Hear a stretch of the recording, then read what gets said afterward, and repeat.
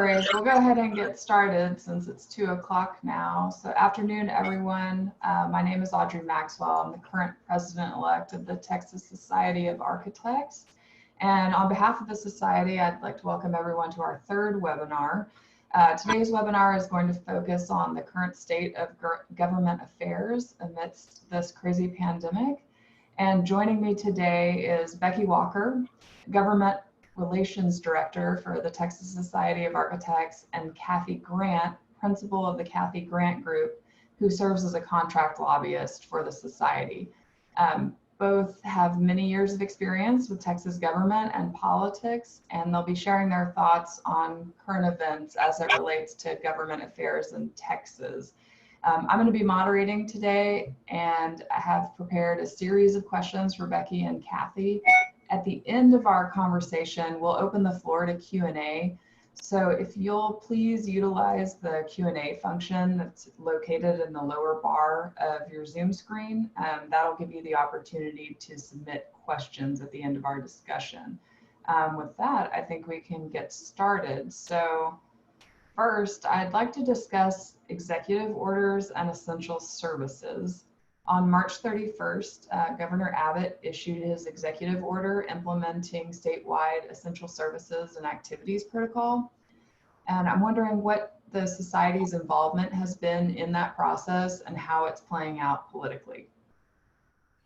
So I love starting kind of our conversation here today with that, because I think, you know, as we look at how things started off very early across the state, as we all kind of started to realize what we were going to be dealing with and look to our government on how they were going to be responding to it, it kind of began to paint this picture that I think we'll talk about kind of over the course of this hour. But, you know, early on, Dallas County locally did an order to make a determination on what they would do in their county, who would be open, who could go to work, who was essential. And we'd already been having some conversations with other professions and professional organizations about what this would look like and what our concerns were, and kind of sharing what everyone was doing as we tried to figure this out. And once those county orders started coming out and we started hearing that that's how this was going to happen, you know, we'd already seen the Trump administration defer to the governors, who were then very quickly deferring, at least in Texas, certainly, to their local governments at that point in time. And there was some concern about this patchwork approach, or what it may look like to the profession if each county was doing a different thing.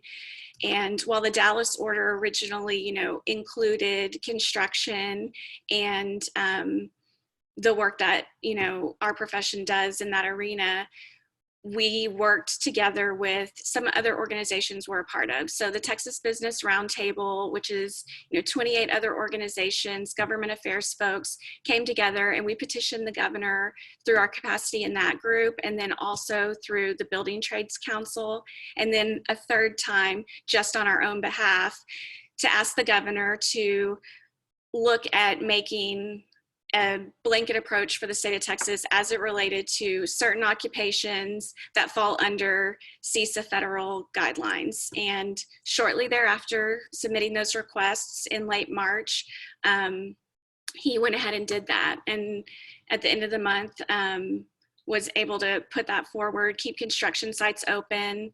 We had a lot of conversations here about that, and have continued as far as what truly essential means, how that works, the economic impact. We heard from members on both sides of that, and had, you know, lots of conversations at chapter levels and then at our own state government affairs steering committee about that. But ultimately went forward asking the governor for that, and we're really pleased to be able to have those conversations and get that response.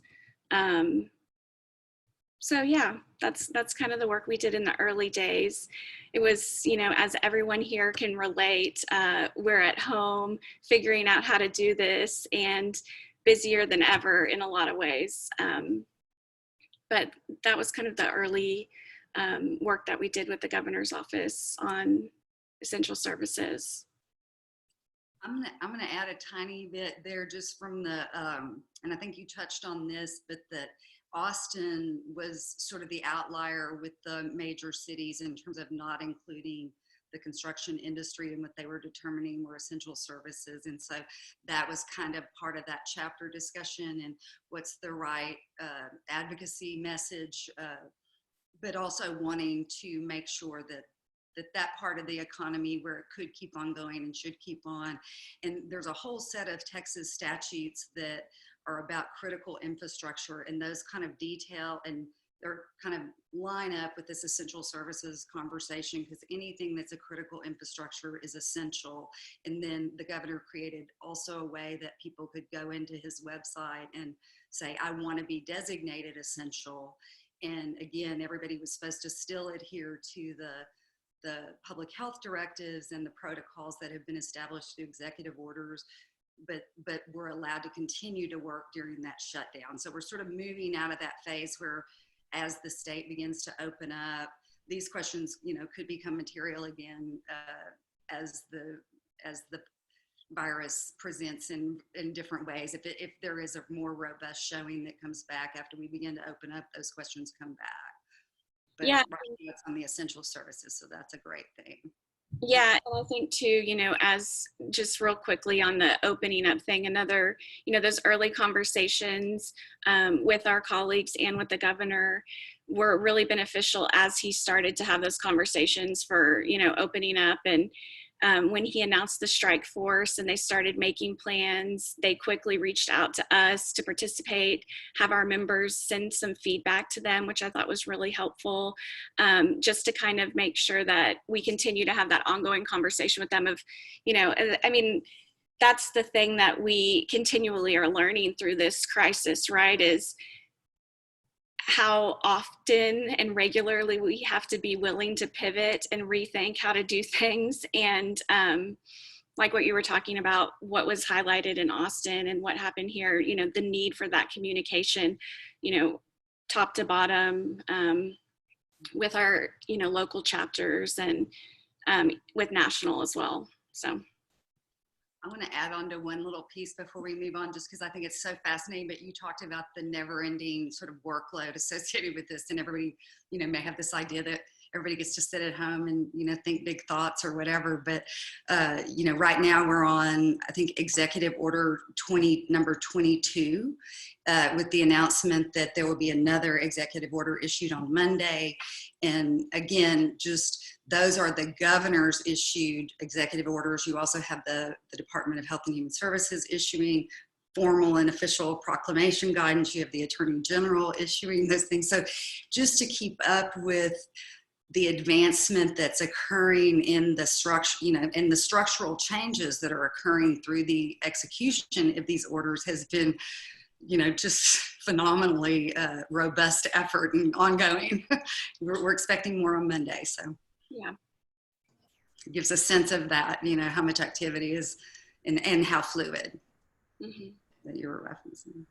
So speaking of being fluid and pivoting quickly, let's talk about task forces.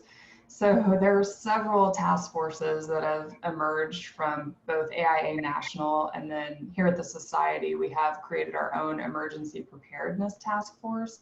So can y'all talk about how the work being done by those groups is impacting advocacy? Kathy, do you want to? Oh, I muted myself so you could start. So I was like, that was my signal. That's going to be, but yeah, please go. Yeah, feel free. Yeah, well, that's one thing. We here at TXA certainly have a resource page and lots of resources available to you. AIA National has done a really good job on providing resources.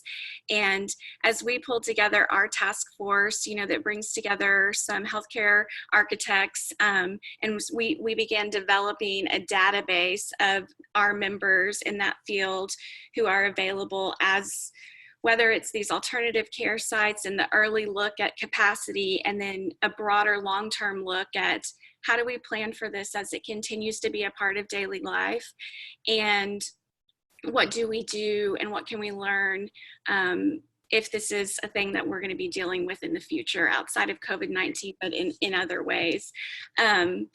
And as I bring that up, as we're visiting with you, if you or someone that you work closely with happens to meet that criteria and would like to volunteer and be on that list, email me. I want to make sure we are engaging you guys and using our best experts to make sure that when we're talking to local and state officials, we can connect them with you guys. So don't hesitate to send me an email there. But we pulled together some of the resources that the national task forces were doing.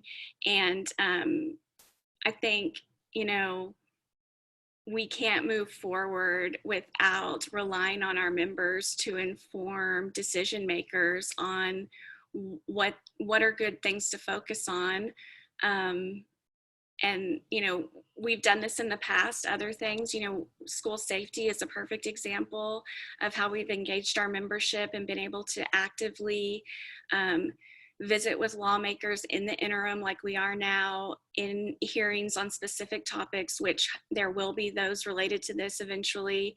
And, you know, make a case for how important design is in every aspect, and the health, safety, and welfare component of this, and the resource our profession provides, your profession provides. So do you want to talk a little bit, Kathy, about what would you?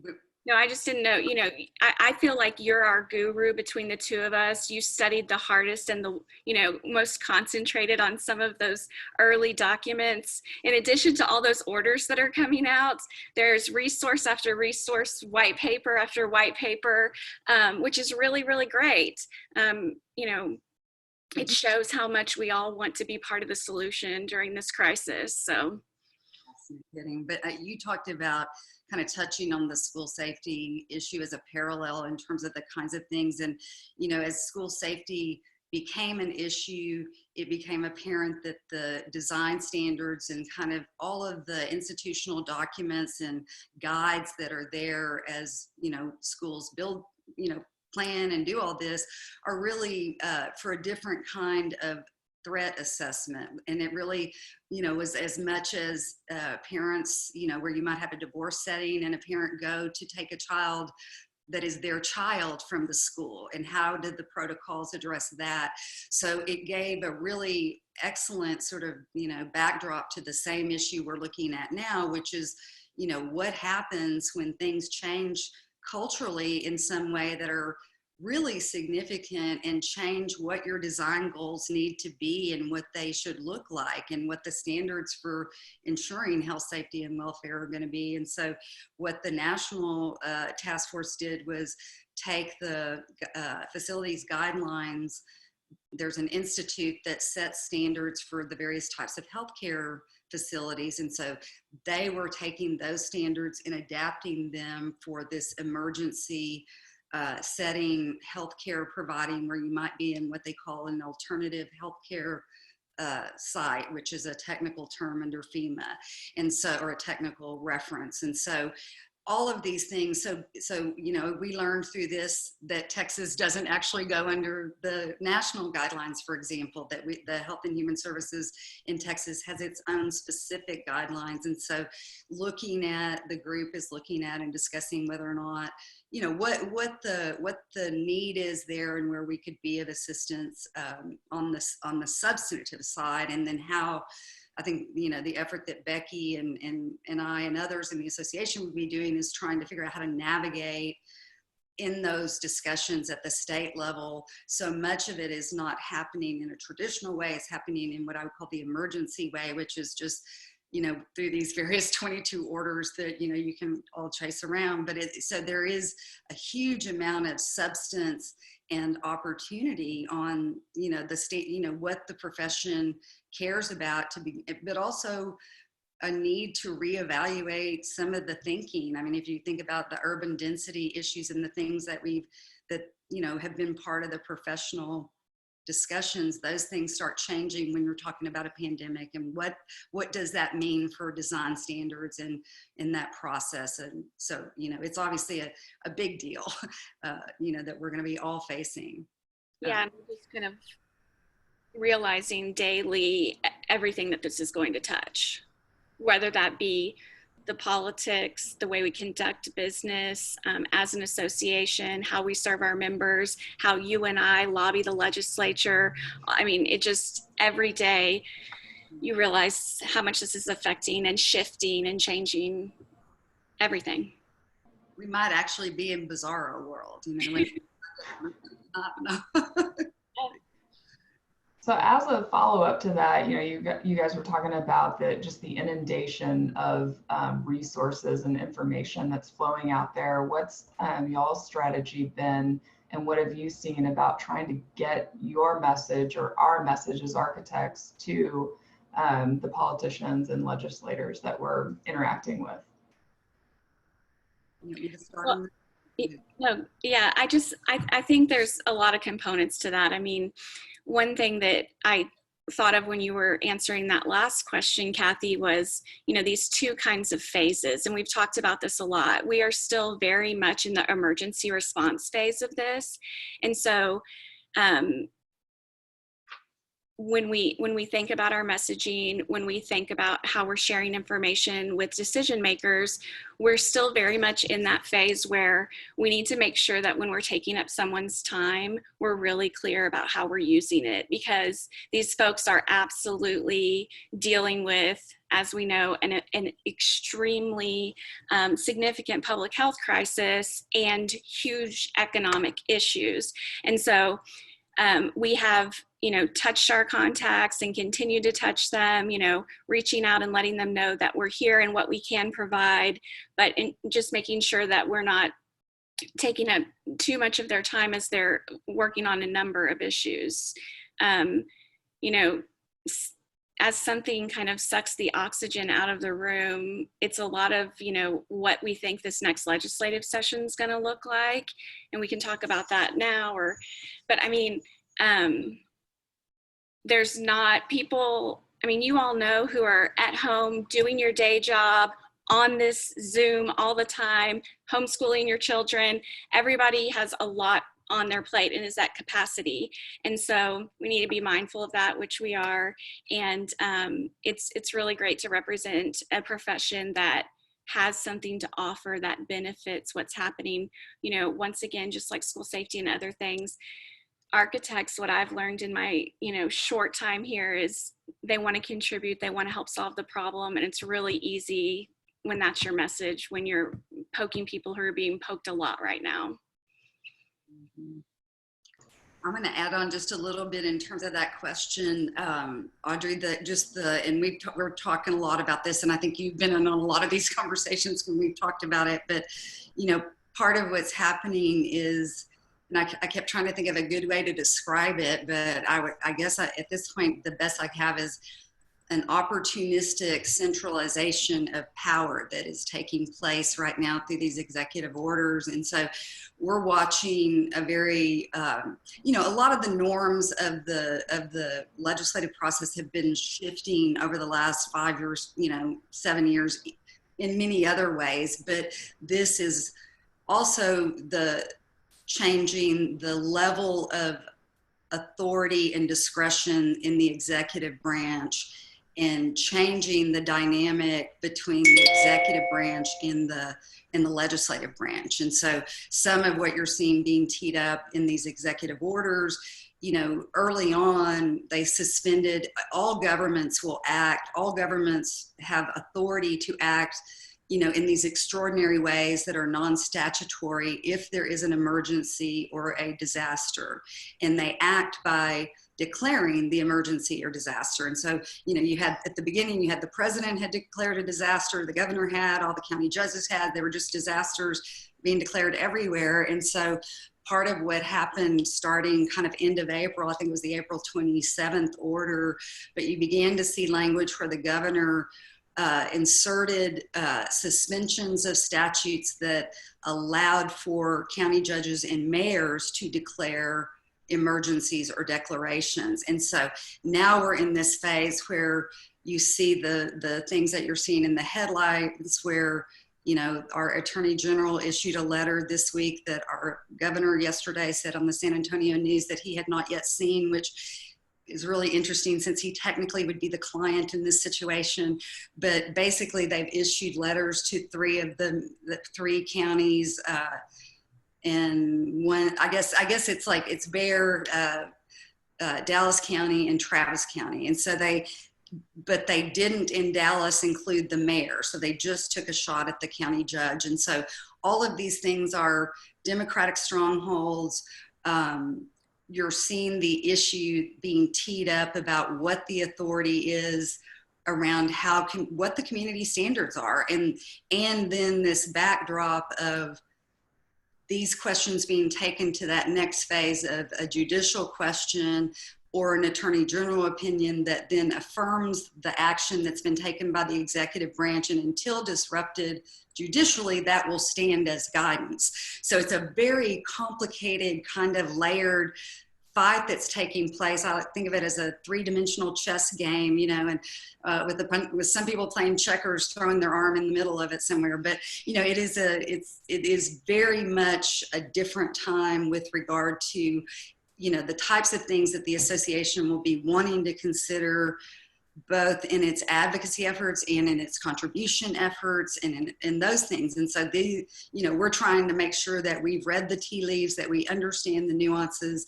and that is the guide. And, you know, Becky and I were talking yesterday, and I told her I had found my latest new favorite quote, and I always have favorite quotes, but Napoleon Bonaparte apparently said 90% of war is information. And so there is a huge amount of just really trying to manage the information and at least be aware of a factor that is out there, because they are all, you know, indicating somebody pushing or pulling. And that's the world we live in, is that push-pull kind of, you know, who's zooming who, and there's a lot of it right now on that front. Right. Yeah. So, no, go ahead, Becky. No, that's absolutely right. I mean, you know, one of the things we haven't talked about yet, but has been very political and is very important as we look at what the next legislative session looks like and how important information is. You know, we don't yet know who all's going to be in office. We don't yet know what leadership is going to look like in the House chamber in particular, where the speaker's moving on, not running for re-election, and there'll be a new speaker's race. And, you know, that shift of who will control the committees and all those things is very uncertain, in addition to this additional uncertainty. But a big fight that's happening politically right now is, how will we even cast our ballots, and how will we go to the polls? Will we go to the polls? Will there be, you know, mail-in ballots? And so very early on, kind of along party lines, Chairwoman Click in the House, who's the chair of the elections committee, asked our attorney general to let her know, you know, how this would work. Would people be able to have a mail-in ballot? So current law is you have to be 65 or older, or you have to, what is the 65 or older, be disabled, which is defined as a sickness or physical condition injuring the voter's health, be out of the county on election day and early voting. And then I've been adding this when I've been talking about it because it's so good, but be confined in jail, but otherwise able to, you know, legally allowed to vote. So that's what it's been. So she asked, can you know, will people be able to ask for a mail-in ballot if they believe the threat of contracting the virus by going to the polls? And very quickly he said, no, that's not what it means. Here's the definition. Here's the language that's used. And so the Democratic Party and a couple of voters sued, and this has been playing out in the courts. The Attorney General will continue to appeal that, and as it stands today, the latest development is that we would have that opportunity right now to do a mail-in ballot as a result of the virus. So Democrats want mail-in, Republicans don't. That's generally how it falls. And it's going to be really wild, and I think it's going to play out up until the point where we're going to the polls or supposed to start early voting. You know, we have runoffs from the Super Tuesday primaries, and, you know, the early voting for that starts in June. And so yeah, it's just going to be down to the wire and continue to be fought. And this is my plug for, if you're not registered to vote, please register to vote. Yeah, we'll see how we'll be casting our ballots. One of the things that had come out, and kind of adding a little more detail on that, one of the things that had come out in some of the press coverage over the last couple of days is that, you know, and this was part of the testimony of the election officials, is that, you know, there isn't a place to check. I mean, you don't have the opportunity to say why you think your health is imperiled. If your health is an issue, you say my health is an issue. And the guidance from the Secretary of State's office historically has always been that the election officials do not question that they honor anyone's request. If you present as medically, you know, challenged and not being able to go to the polls, you get a ballot, and that is the norm in the instruction. So again, it's bringing in all these sort of, you know, cross currents. But the big thing that we haven't touched on that makes all this, not to use any dirty words, but the BFD that it is redistricting. And so that is, you know, sort of the big thing right now that is, so right, you know, we're looking at a session that, you know, we know we're going to have depressed revenues, significant, not just from COVID, but from the oil and gas implosion and the things that are going on in that market globally and in the state. And then redistricting right now, the federal government is attempting to delay the census reports. And right now, I think they're going to be delayed. They're supposed to be giving information to the states, I think the beginning of January, when we would be going into session. And then they have a March 31st deadline where they are supposed to give additional information. So assuming that they cannot give census information, the state has no basis to redistrict. They have no content to evaluate and to begin to do that. So that puts on the pressure that if all that happens, you know, we're very likely looking at a special session to do redistricting, which anytime you have a known special session, it's like your kids know that when, you know, grandmother gets home, she'll let you do it, kind of thing. I mean, they will push it out. They will push it as far as they can push it to, you know, I mean, everything becomes a chit or a trading, manipulating kind of thing in the process. And so it's a wild card that just makes everything nutty.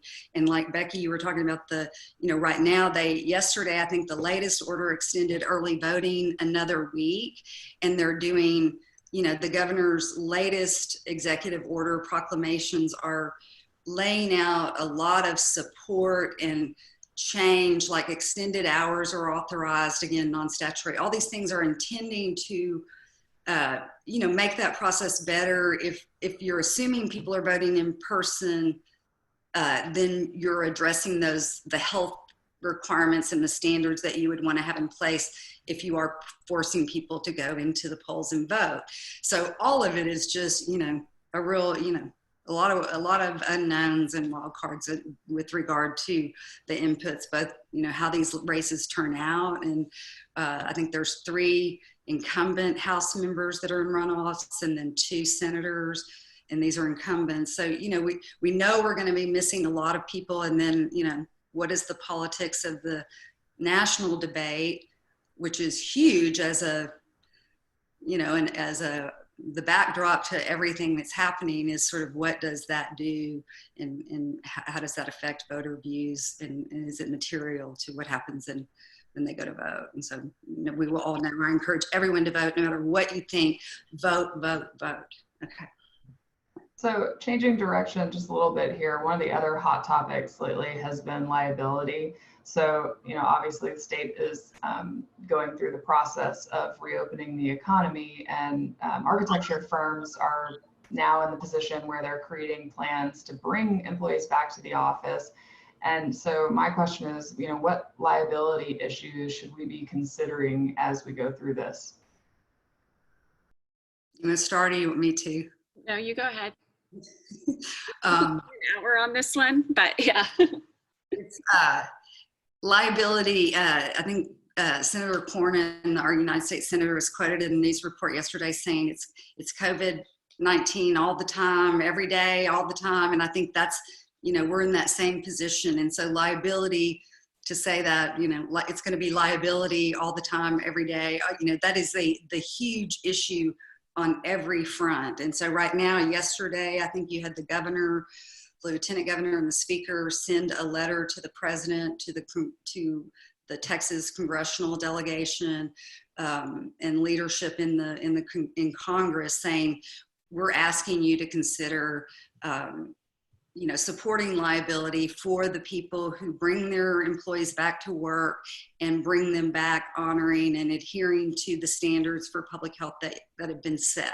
And if, assuming that everybody does what they said and what they're supposed to do, you can't be sued. And so the Attorney General signed a letter yesterday with, 30 something, I guess all the Republican attorney generals, same thing. So you're seeing this push. It was kind of ironic in the letter from from the statewide in Texas, the letter talks about, we really need to work on our jobs and our economy and our people. And it's a very state focused kind of, they're articulating the need of the state, and then essentially and then they say, and we think the federal government is the best person to do that, when in fact each of those people could execute leadership. I mean, it's an interesting question, but obviously, the multi-state companies, everybody's looking for some sort of structure and backdrop that isn't so unknown and isn't so threatening to, the level of risk that that people are going to experience as they go back in. So it's huge. Yeah. And it also just kind of, again, highlights that push and pull where it's like, kind of, are you going to answer this one? Are we going to have to answer it? Can you solve this? Do we have to solve it? And at the same time, as just recently our governor was in the Oval Office with President Trump, Trump was telling, Texas is doing it right. And so there's an opportunity probably in some people's mind that they're capitalizing on the good work the state's doing in that way. And there's just a lot of politics involved at all levels. Got it. So y'all talked about, y'all talked about this quite a bit in our last round of questions, but just looking into the future, if you can, there's, obviously a lot of ongoing uncertainty and disruption that the virus is causing economically. And so the question is, what impacts we can expect to elections and the legislative session, and then what remains unknown. And again, I know you guys touched on this a little bit, but if you can add on to that, that'd be great. Yeah, I mean, I think we pretty much answered the election question, at least to the point that we know now. As far as the budget, we did talk on that. We also have a question here asking, particularly attention to funding of capital projects and deferred maintenance projects. So, as we looked at what essential services were, it was very clear that, these public projects were considered essential very early on. But I think, when we look at funding long-term, it's reasonable to anticipate some delays and some disruption to those types of projects. I do not think there's any way around that, unfortunately. So, we do absolutely anticipate that, regardless of what type of project, as institutions of higher education are determining what they're going to do in the fall, although we've had a couple announce that they will be back. I think that many of us understand that the information we have is shifting every day, and as we reopen, as we watch our cases, as we look at our hospital capacity, as we look at the impact of that, we're going to just continually be learning more about how that works and the feasibility of it. And so, institutionally, those, state agencies and that have facilities, not to mention the funding they rely on from the legislature, are absolutely going to be impacted. Audrey, you've heard me say this a lot lately, and Kathy, we've talked about it a lot. I feel like every time I have a call or talk with members about this, the news that we share is just terribly bleak. And it is. We're going to have an unprecedented budget session. You know, one of the uncertainties is how do we even bring the legislature back to the building? Who is allowed in the building? How will that work? You know, as the economy's been reopening, it's worth noting that the Texas Capitol has not been reopened to the public at this time. So, slow to close and slow to reopen. yes. And so you and I were talking yesterday, Kathy, about some NCSL documents and some that are compiling, you know, states that are currently having a legislative session. How are they doing that? The Lieutenant Governor, Dan Patrick, has pulled together these work groups of legislators, the senators, to work on different topics. And one of them is how we'll work during a pandemic. And, you know, it's all kind of rumor of how that would work and no one really knows. But, you know, how do you conduct the state's business and appropriately involve the public while also protecting yourselves and protecting the public? You know, the one thing the legislature has to do is pass a budget. So will that be the one thing they focus on? You know, it's just, it's unbelievable to really contemplate. But yeah, the economic forecast with, you know, statewide with sales tax revenue, severance tax, the rainy day fund, the conversations of how to use that. I mean, every conversation will be, as a state agency, how did you respond to this? How did you provide services? You know, where will we have to move money around in order to, I can't even imagine at this point what that's going to look like. And so one of the things that we've been talking about here at the, you know, at the GASCOM level, the members who serve on that committee is, you know, this is an opportunity for us to really look at what our practices are doing and what the profession is doing that can be helpful, and make sure that, you know, we're looking at what we need and making a very clear and conservative determination. Now we will still have in our legislative agenda, I believe, everything that was going to be there before, but the expectation that there'll be much movement on some of those things is not realistic, unfortunately. I think there'll be lots of, just to kind of add on a little, you know, there'll be lots of fights over the use of the rainy day fund, those sort of things. I think people expect that there will be federal money coming down. You know, right now there's this idea that the latest bill has some money that'll go directly to cities, which cities and local governments have been asking for and need. And, you know, I think we have like 1.9 million unemployed, you know, people who are getting unemployment. So, you know, that's just huge. And you think about all of those things about what, you know, what it looks like. But I think we know the Senate chair of finance has said that the budget will start, literally agencies will start at zero. We've had a fight at the state level on policy about budgeting for a while, whether the state would do what they call zero-based budgeting or not. And she goes, well, I don't know if this is zero-based budgeting, but I'm starting at zero. And so again, that just, you know that there are the range of agencies and the types of functions that they provide, they're not all equal. They can't be all cut equally.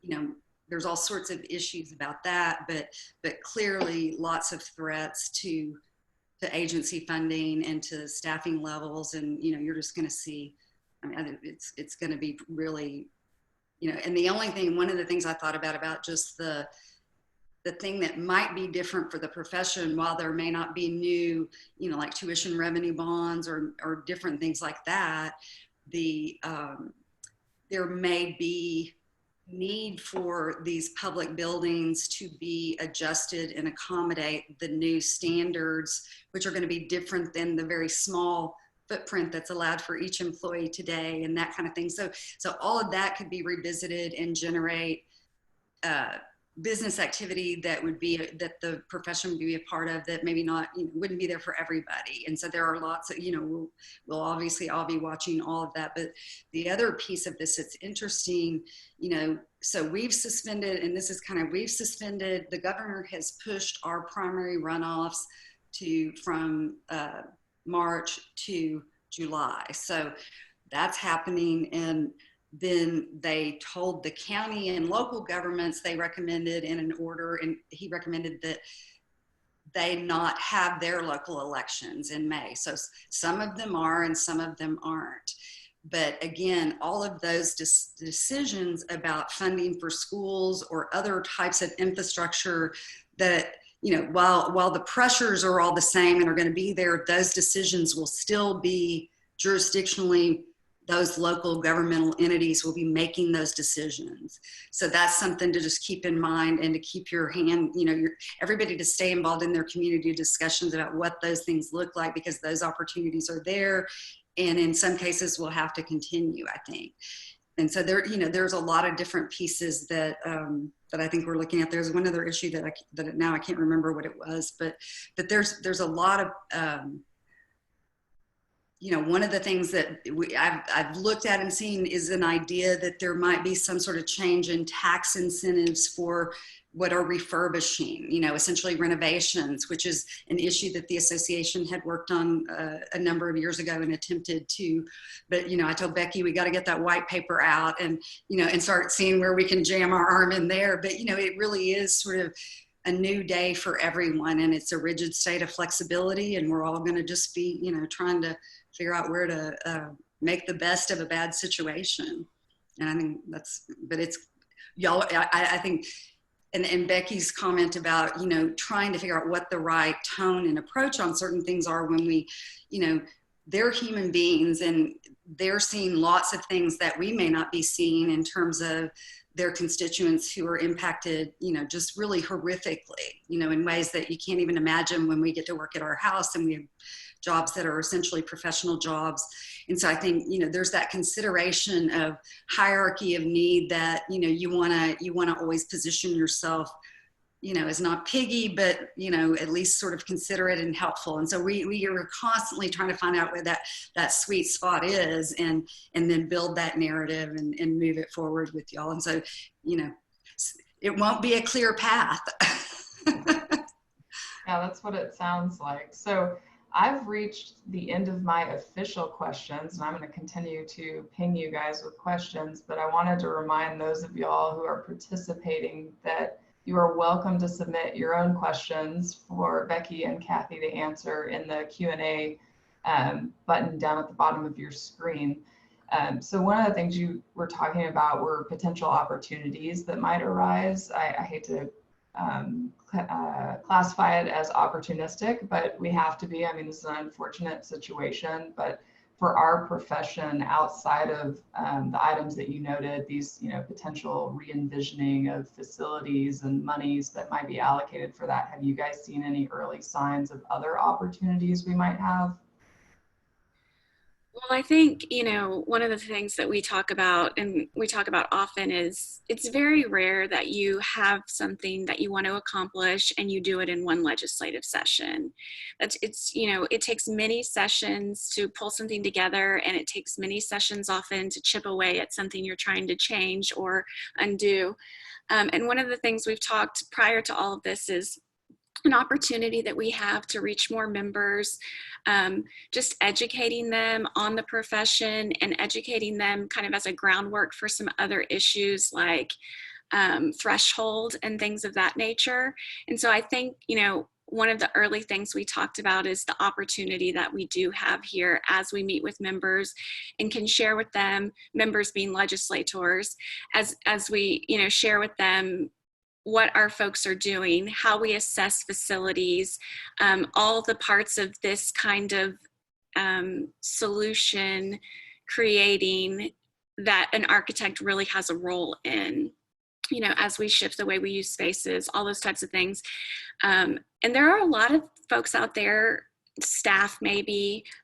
We certainly have good relationships with quite a few legislators who get that and reach out to us even, but it's an opportunity for us to, you know, kind of have a primer once again with some folks as a reminder of what the profession offers. And, you know, politically, prior to the pandemic, one thing that's been talked about a lot is professional licensing and any kind of attempt to undo that.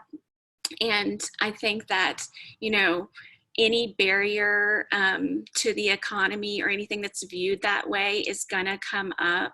And there are other associations, professional associations, who are having those types of conversations, you know, and want to talk to us and things like that. And I feel we're very uniquely positioned because of what you do, because of the impact to health, safety, and welfare. We are not at the same disadvantage as some other professions will be as those kinds of conversations come up.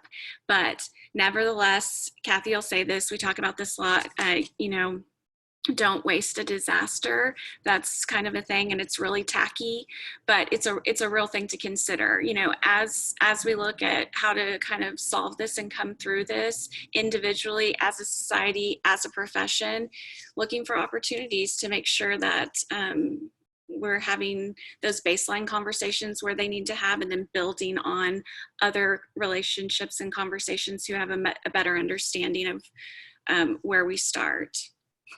Kathy's going to be better at answering this one, probably. She's got a longer thinking mind than I. That's one of the things I love about working with you so much. I love that. No one else does. Thank you. It's like,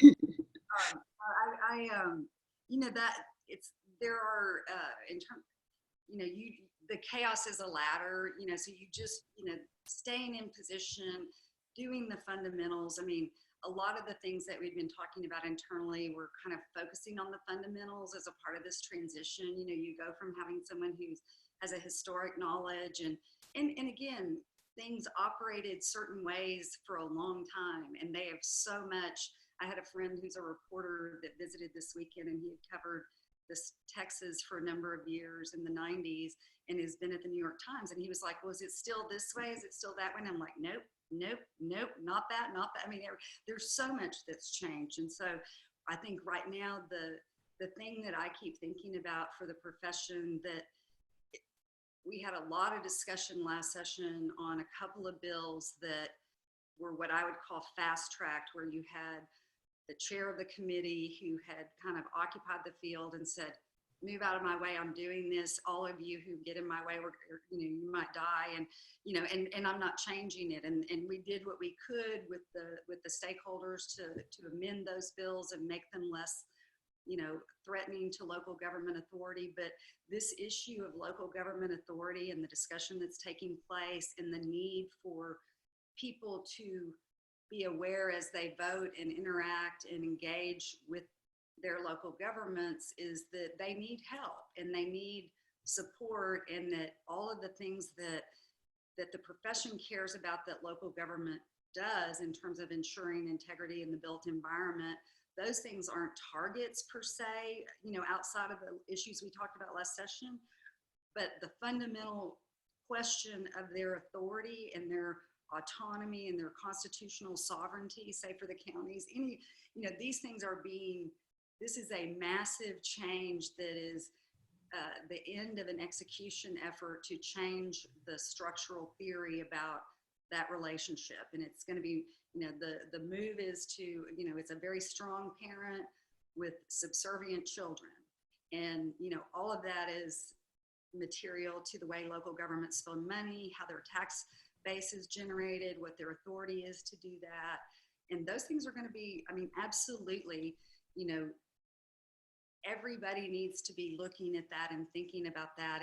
And while you may not feel the pressure on any of other things about your profession, that is the long-term gain. And I promise you, you know, the building blocks are there and they are building the building in that way. And so it's going to be, that's going to be a fascinating thing.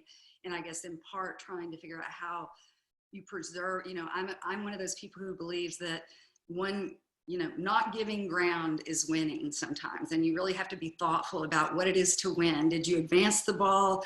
Did you lose ground? You know, and so I'm a give no ground, and that matters, right? And you have to stand there. And so I think the discussion internally about the extent to which the profession wants to do that, feels they need to do that, is going to be a very big, you know, sort of guiding principle, because so many of these issues are going to be determined by the sort of philosophical structure that, you know, is in place after all of these various court cases and AG opinions. And again, an AG opinion, everybody goes, I talked to our county attorney when that first ordinance came out here in Austin. And I was like, aren't you worried about this? Aren't, you know, look at this. I'm like rubbing his nose in it like a little puppy. I'm like, wait.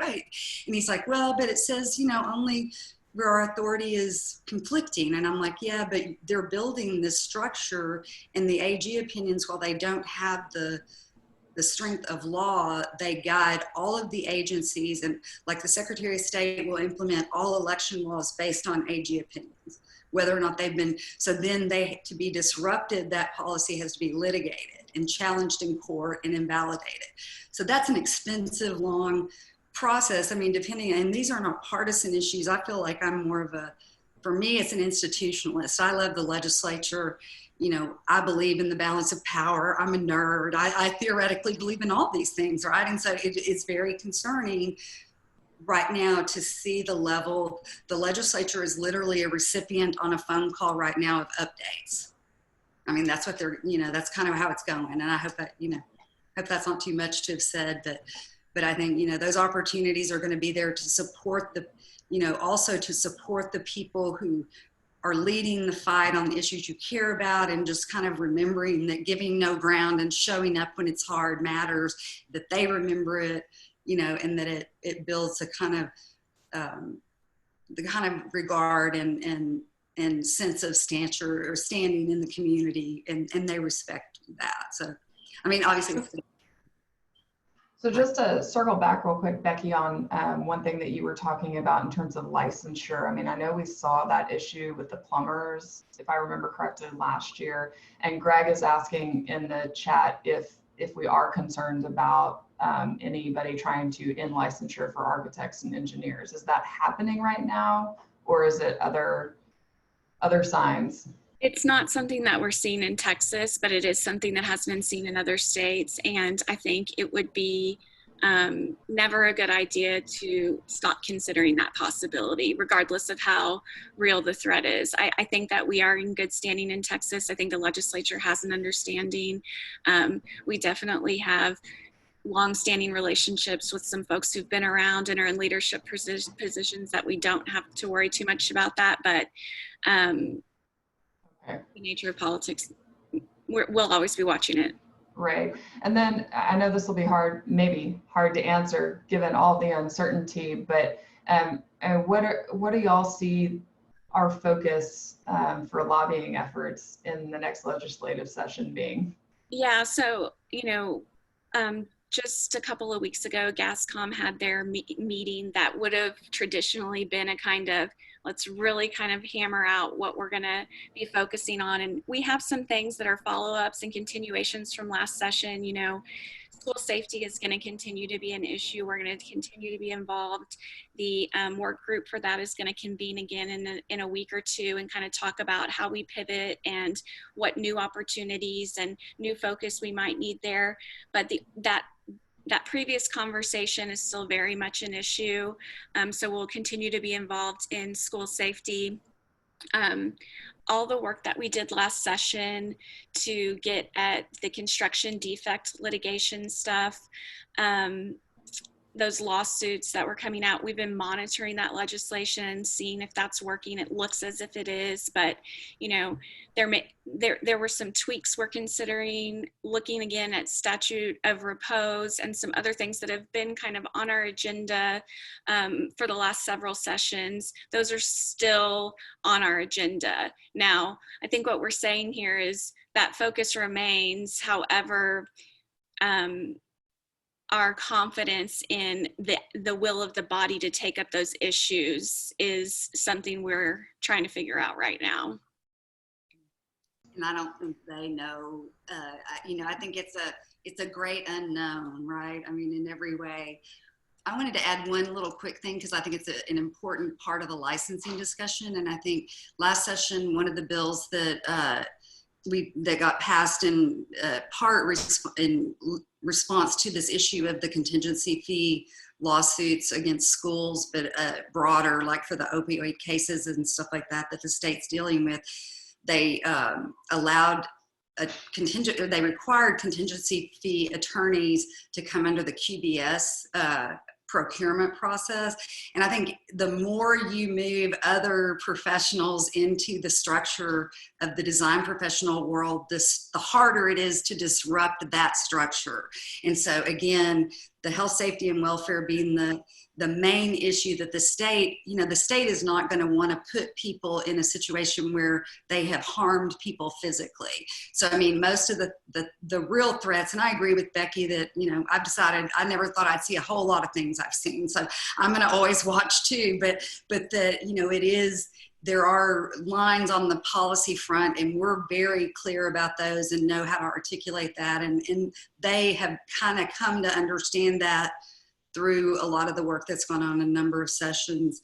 And then there was one other thing that is on licensure and the agency stuff. And this is something that is kind of to that executive strength. But, and Becky, we didn't get to talk about this, but I was looking last night on something else and looking at the governor's office website. And last session, they implemented a bill where the antitrust exposure of the state is attempting to be reduced through creating a new division of the governor's office that reviews all rules prior to publication. So the governor appoints the practitioner boards and the chair, and then pre-reviews their rule presentations now. So if that doesn't give you, and the professions board is one of the agencies that is considered an exposure risk on that antitrust front, so they're included in the review. So that's another phase that we will be watching, and that everybody has to kind of know exists. But again, upping the ante on executive strength in terms of the things that have the potential to really materially impact the profession, and so it's a fascinating time, and but that's something to look forward to. Another step of the process. That goes along with one of the questions we have here about, do we see continued push to override local ordinances, historic preservation, tree requirements, and all that? Just simply, yes. We absolutely anticipate that will still be the case, and that will continue next legislative session. And then we have one other here. I know we're getting close, and I want to make sure we get to everybody. Yeah. One thing I didn't mention is we're still very much formulating our legislative agenda for next session. So if you have things that are happening that you care about, that you want us to know, bring them to me, bring them to someone who's on the government affairs, bring them to Audrey, bring them to James, bring them to Kathy, and we'll elevate them to that group so they can be discussed and considered. The historical commission stuff that's here in your question, I think that that's an ongoing issue at the legislature, conversation that we saw some bills last session that many of you are very aware of, and we'll continue to see that next session. And we absolutely need to be a part of that conversation. It cannot happen without us. And not to, I'm as I was thinking through it, just listening, obviously the budget pressures depress the opportunity to increase the level of funding for that program, except for that is where all local government transactions and court proceedings take place in those courthouses. So there may be enhanced opportunity because of the need to have refurbishments due to COVID, social distancing requirements. So, again, it's a wild world, and, chaos is a ladder. We'll see what we can climb. And, but it occurs to me that they may be thinking, hey, we got to do something in these really bad courthouses where, apparently the airflow and all that is huge, and the quality of the HVAC. So those are going to be, they could well wind up funding just to try to keep it all going, funding it more. Yeah, that's an interesting point. All these effects of COVID that we were not anticipating, and watching how they're going to impact the legislative session will be fascinating. I just want to say thank you to both of you, Becky and Kathy, for joining us today, and wanted to see if you had any parting words before we end our session here. I just want to say thanks to everyone who was willing to spend an hour with us and these types of conversations. We've talked about this, Audrey, you not doing your president's visits in the same way. Like, these conversations, I like talking to you, but I'd much rather us communicate a little bit more interactively. So thank you for typing in your questions, and we're here. Holler at us. Let us know what you need and how we can help. Great. Thank you, everyone. Thanks. Yes, vote.